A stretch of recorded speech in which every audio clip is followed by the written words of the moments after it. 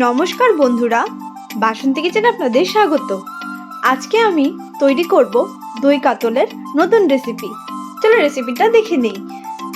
প্রথমে আমরা মিক্সিতে 2 চামচ জিরে দিয়ে, 3টা কাঁচা লঙ্কা, আদা ও কুচনো পেঁয়াজ দিয়ে সামান্য জল দিয়ে এটার পেস্ট করে নেব। ঢাকনাটা সরিয়ে দিয়ে একটু মগজ দিয়ে আবার এটার পেস্ট করে নেব। পেস্ট করা হয়ে গেছে। ওইদিকে কাতল মাছটাকে ভালো করে ধুয়ে নিয়েছি। তার মধ্যে বেটে রাখা মশলাগুলো দিয়ে 3 চামচ দই দিয়ে কাঁচা সর্ষের তেল দিয়ে দিচ্ছি।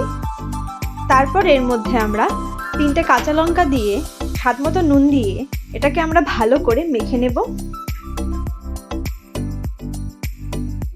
ভালো করে মাছটা মাখা হয়ে গেলে এটাকে আমরা 10 মিনিটের জন্য ম্যারিনেট করে রেখে দেব। তারপর কড়াইতে তেল দিয়ে দিচ্ছি। তেলটা গরম হয়ে গেলে কালো জিরে দিয়ে শুকনো লঙ্কা দিয়ে নেড়ে চেড়ে নিচ্ছি। এখন এর মধ্যে আমরা কুচনো পেঁয়াজ দিয়ে দিচ্ছি। পেঁয়াজটাকে আমরা ভালো করে লাল লাল করে ভেজে নেব। পেঁয়াজটা লাল লাল করে ভাজা হয়ে গেছে। এখন এর মধ্যে আমরা ম্যারিনেট করে রাখা মাছগুলো দিয়ে নেড়ে চেড়ে নিচ্ছি। মাছগুলোকে হালকা হাতে নেড়ে চেড়ে নিতে হবে। তারপর এটাকে আমরা 10 থেকে 15 মিনিটের জন্য ঢেকে দেব। 15 মিনিট পরে ঢাকনাটা সরিয়ে দিয়ে মাছগুলোকে আমরা হালকা হাতে উল্টে পাল্টে নেব, নাহলে মাছগুলো ভেঙে যাবে। ভালো করে নাড়াচাড়া করা হয়ে গেলে আবার মাছটাকে আমরা কিছুক্ষণের জন্য ঢেকে দেব।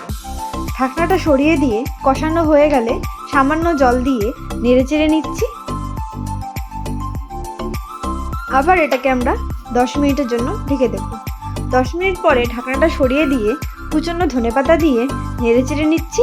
মাছটা হয়ে গেছে, এখন নামিয়ে নিচ্ছি। দই কাতল তৈরি।